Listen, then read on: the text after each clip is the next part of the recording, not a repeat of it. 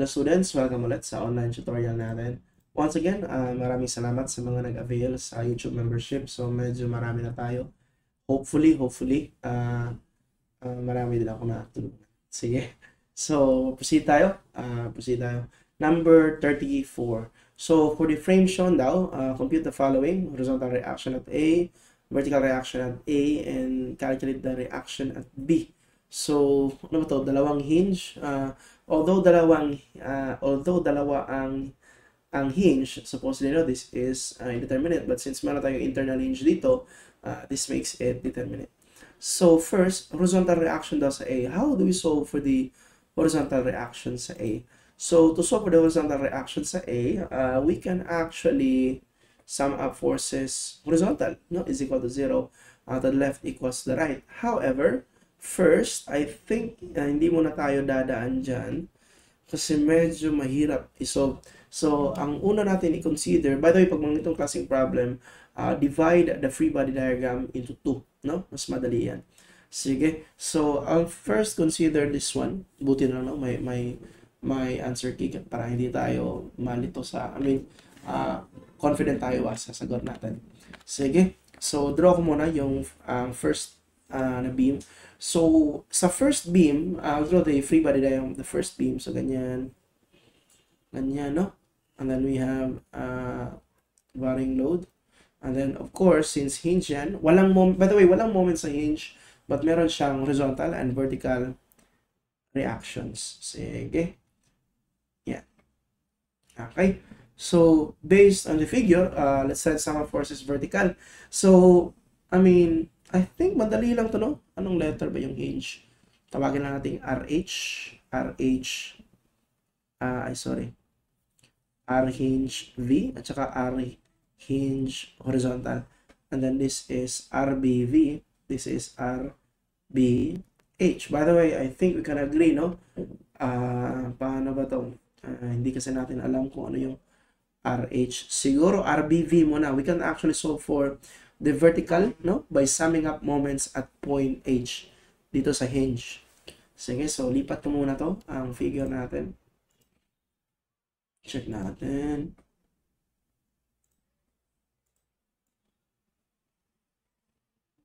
Okay, yan, and then ito.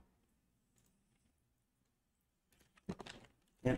So first, let's consider the free body diagram of the upper, yan, yung upper beam. So that is 65 kN/meter, no? So, madali lang to. Sum up lang tayo ng forces. Sum up tayo ng forces. Sum up tayo ng moment at the hinge, no? It's equal to 0. Clockwise equals counterclockwise. Looking at the figure, ang clockwise will be caused by the load. So, that's W, or the resultant of the load. That's 1/2 times W, which is 65. Tama? 1/2 base times height na 5 plus 7, that's actually 12. Okay, and then moment arm will be, since nandito yung maximum intensity, that is 1/3 of 12, so 12 over 3. That must be equal to the counterclockwise moment. Again, looking at the figure, ang counterclockwise is the caused by the reaction of RBV. Okay, and then multiply natin yan by a moment arm equal to, this is, 12 pala. Notice, sa whole equation na to, only RBV is unknown. You can solve for RBV. Sige, solve RBV. Okay, so meaning, RBV is equal to 30. RBV is equal to 30. 130 pala. Check na natin. Sir, bakit ang reaction sa B is not 130? Bakit that is 191. Now, this is only RBV. Hindi pa natin alam yung RBH. Okay? So, important yan na. Hindi pa natin alam yung RBH. So, hindi natin alam kung ano yung RBV. So, how do we solve for RBH? Simple lang, no? To solve for RBH, we can actually consider the whole, we can actually consider this whole system. Kasi meron na tayong RBV. So, I will actually cut this one, yung whole system natin, and then ilipat natin dito. Hindi ko na lang i-draw ulit kasi medyo matagal na. Isipin nyo na lang, imagine na lang natin yung mga na meron tayong mga vertical component dyan. at saka horizontal component. Sige. So, mag-rotate tayo, magsama tayo ng moment sa A. Yan. Sama tayo ng moment sa A is equal to 0, clockwise equals counterclockwise. Now, looking at the figure, ang clockwise will be, di ba ito, with respect to point A, di ba itong load na to is clockwise? No? With respect to point A, this load is actually clockwise. Now, we do not need the component of this load kasi this load is perpendicular along this line. Ito. So, we just need the distance of this line. Okay? So, ano ba yung distance ng line na to? This is actually part of the triangle. Ito. With a base na 5 and a height na 10. So, we can actually solve the distance. Okay? So, solve natin yung resultant ng load na to. Ang resultant niyan is 1/2. Ang base is the hypotenuse of the triangle. So, that is square root of, again, 5 squared. Plus ito, 10 squared. So, that is the base. While ang height is the intensity of the load, which is 65. Okay? Next is the moment arm. Ano yung moment arm? Now, this is the edge of the triangle. Diba ito, triangular load. So, meaning, from here, we have 2/3 of the hypotenuse. So, meaning 2/3 of the hypotenuse, which is ito. Okay? So, again, ito yung moment caused by this load, ha? Yan. Another clockwise moment will be caused by, I think, hindi clockwise. So, tingnan nyo. This is actually, I think hindi clockwise. This will actually cause a counterclockwise moment. Sir, bakit counterclockwise? Because the resultant will occur here. Diba? That's 12 divided by 3 is 4. So, mag-occur yan dito. So, it will actually have a counterclockwise rotation. So, another clockwise na lang, I hope you agree, another clockwise will be from yung reaction sa B. Ito ba? Ang RBV. Looking at the figure, ang RBV is clockwise. So, plus RBV. And then, ang moment arm ng RBV, I hope you will agree, is 7. Okay? So, yan. And then, equal yan sa counterclockwise. Now, this time, ang counterclockwise, ang RBH, di ba? Ang RBH, again, I assume RBH is papunta sa left, no? So, RBH with a moment arm, again, from the figure, from point A, ang moment arm ng RBH is 10. And then, plus, wag natin kalimutan yung load na to. Yung load na to, medyo tricky ang moment arm, ha? So, anyway, if I will try to write this one here, di ba, nandito yung point A, ang load will occur here. So, the moment arm is this distance. Ang moment arm is actually this distance. Ang question, ano yung distance na yan? So, this is actually, ang total distance na to 5. So, meaning, ang distance here should be 5 minus 1/3 of 12. Okay? I hope na-gets niya. Sir, saan galing yung 5? Ito yung 5. 5 man to. Sir, saan galing yung 1/3 of 12? Ito yung 1/3 of 12. Ito. Or this is actually 4, no? 1/3 of 12. So, actually, moment arm is 1. But anyway, check natin dito. So, again, ito, ang resultant nito is 1/2. Ang base is 12. Ang height is 65. And then, ang moment arm will be, itong distance na to, that's 5 minus 1/3 of 12. Diba? So, I hope okay tayo dyan. Notice, sa haba ng equation na yan, the only unknown is actually RBH. Kasi nasolve na natin ang RBV. Sige. So, again, feel free to use your calculator. Again, para mas madali tayo, I'll just actually directly solve this one using the software. So, I have RBH to be 322. Naku, may mali ata tayo dito sa answer natin. Sige lang. Okay.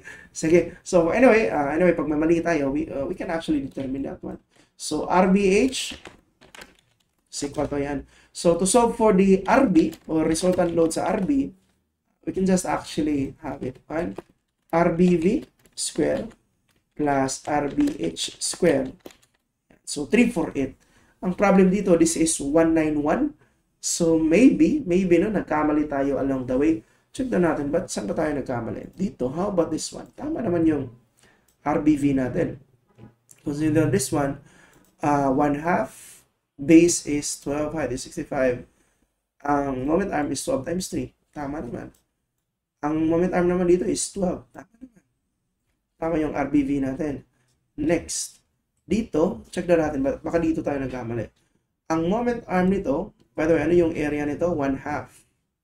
Ang base is the hypotenuse of the triangle. Based on the figure, the length of this beam is the hypotenuse of 5 squared plus 10 squared. Tama naman. Height is 65. Ito, 65 man daw. Okay? And then, ano yung moment arm? Now, from here, the moment arm should be 2/3, no? Nandito. Kaya pala. Tama, clockwise man.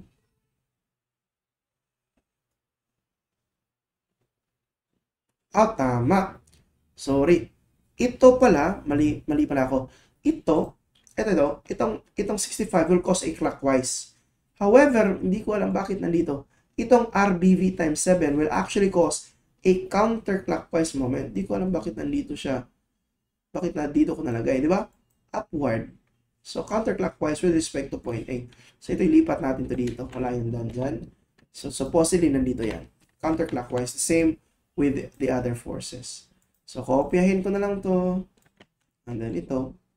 Solve natin ulit yung RBH. So, RBH pala is 140. Yan, I apologize. Supposedly, RBH is 140. Again na, please use your calculator. Kayo na yung bahala kasi ang ano lang dito is yung RBH lang. Okay? Nalito lang ako. Akala ko clockwise yung RBV. Counterclockwise pala. So, check na natin. Tama na. Tama natin na yun. RB will now be equal to 191. Sige. So, I hope okay tayo dyan. Next, ano ba yung sunod? Compute the vertical reaction at A. So, to solve for the vertical reaction at A, actually just consider the whole figure na lang. Then, sum up ka na lang ng forces vertical is equal to 0. No? Upward equals downward. However, medyo problematic lang kasi ito is actually inclined. So, how do we solve for this? Paano ba natin ito i-solve? Tingnan nyo meron tayong shortcut dito. Okay? RB, I want to solve for, actually, ang RB na solve na natin. Yan.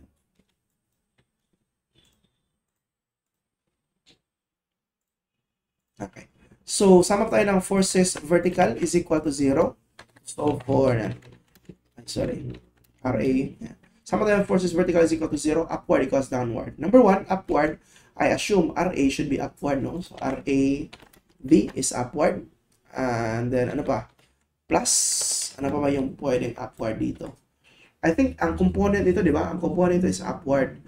At saka yung RBV pala. RBV is also upward. Tama, upward. And then ako, I assume, no, ito, obvious naman ako, upward. However, ano ba yung inclination nito? Ganito yung technique ha. Ito is perpendicular to this triangle. It means we can actually use this triangle to get the component of this one. By the way, ano ba yung resultant ng load dito? Ang resultant ng load dito is ito, di ba? 1/2 ang length ng beam, which is ito, hypotenuse ng triangle times 65. So, plus, yan. Okay? But we need to get the vertical component kasi this is not purely upward. So, to get the vertical component, consider the same triangle. So, kaso nga lang, if you will try to consider the same triangle, di ba, if kukunin mo yung vertical component ng triangle na to, that is 10 over the hypotenuse of the triangle. So, bale, this is, again ha, ito yung triangle na yan, di ba? This is the 10, this is 5.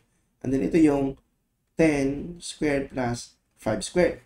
Now, I want to get the vertical component of the load, which is ito. By the way, saan galing yung triangle na yan? Ito yan na ito. Ito sa hinge, sa A, at saka dito. Yan yung triangle. Okay? So, to get the vertical component, I'll just actually multiply this one with a ratio. No? So, again, vertical side of the triangle, that's 10. Over the hypotenuse of the triangle, in this case, ito. Okay? The hypotenuse is the length of the triangle, which is ito. However, take note, this is actually perpendicular to this triangle, not necessarily the triangle itself. Perpendicular. So, baliktarin natin. Instead of, if we want to solve for the vertical component of a force perpendicular, dapat instead of 10, kunin natin yung horizontal side, 5. Tingnan nyo. Okay? But anyway, later na lang, check kasi natin yung sagot. Yan ha. So, ito yun ha. Ito yung force. And then, multiply natin by a certain ratio para maging component. And then, lastly, equal yan sa downward load. based on the figure, ang downward load is only the load from this dito.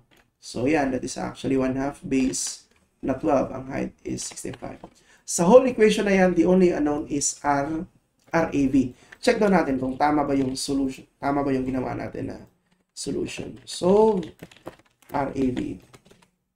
So, that is equal to 97.5. Check na natin kung 97.5 ba talaga yung RAV based on the answer key. Diba? 97.48.5. Tama. So, sir, ano nga ulit yung ginawa mo? Again, simple lang. Tingnan nyo, ang upward is the reaction at A, the reaction at B. Okay, upward reaction at A, reaction at B. However, meron pa tayong another upward force. Ang component or vertical component ng load na to. Now, this load is perpendicular to this triangle, di ba? This load is perpendicular to the hypotenuse of this triangle, which is why we can use this triangle. Di ba? To get the component, ano yun? Resultant times ratio. Ito yun. Ang resultant ng load, ito. Di ba? 1/2 base times height. Or 1/2. Ang base is yung length ng triangle. Ang length ng beam, ang height is 65. Ano yung ratio? Ito yung ratio na gagamitin natin. Ang ratio will be the side over the hypotenuse of the triangle. The hypotenuse of the triangle is yan. However, ang side na gagamitin natin, instead of the vertical side, kasi nga, vertical component, since perpendicular man sila, kunin mo yung horizontal side, ha? Yan yung technique, ha? If ever merong perpendicular. Sige, so we have RAV 97.5. Next, sum up tayo. Ang tanong is, horizontal reaction naman sa A, so we will sum up forces horizontally. So, same pa din, summing up forces horizontal is equal to 0. We'll consider this one. Lipat na lang to dito. Ay, sorry.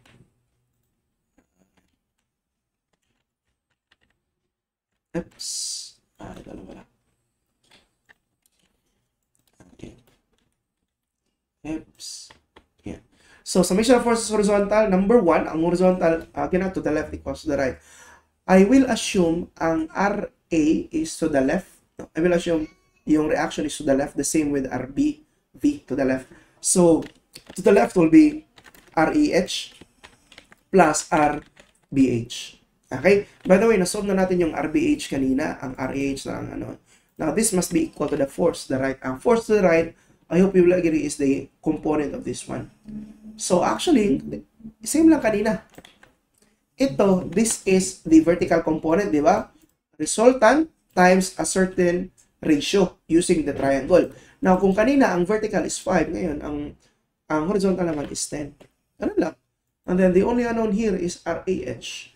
So for RAH, you have your calculator.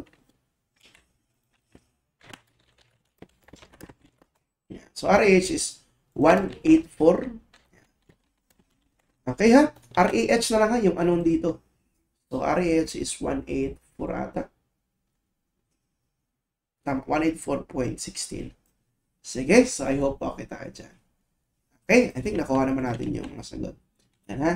Sige, so I hope okay tayo dito. So, kuha natin yung RB, nakuha natin yung, nakuha natin yung RB, nakuha din natin yung RAV. Which is, ito yung mga hinahanap sa problem. Sige, so same pa din. If you have any questions, clarifications, or even corrections, please do not hesitate to comment down below. Maraming salamat sa panonood and see you sa next video na. Salamat.